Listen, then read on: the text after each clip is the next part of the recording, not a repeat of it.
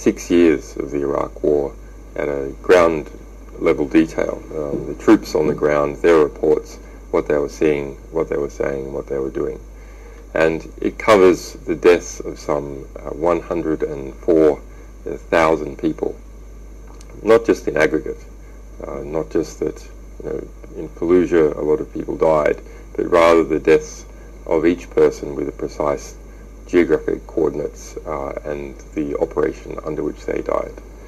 That is the big sort of outcome for us, is that these people whose deaths were previously anonymous, they are no longer anonymous. We can see where they died and under what circumstances.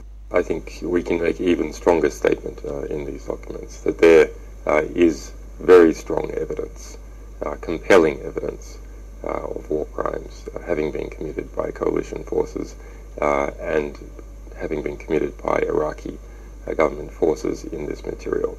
So there is evidence of 284 abuse of detainees by coalition soldiers, in some cases clearly torture.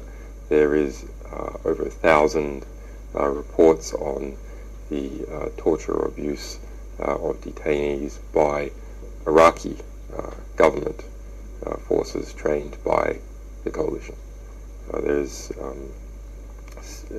cases of people trying to commit surrender and being killed in the process of committing surrender.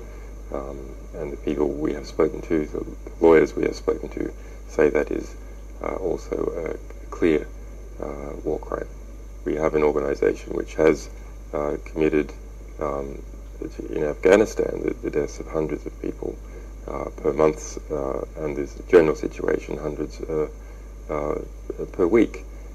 In relation to us, NATO last week in Kabul told CNN that they could not find a single person that was in need of protection or moving, and the Pentagon cannot find a single person that has been harmed as a result of the release of the Afghan material.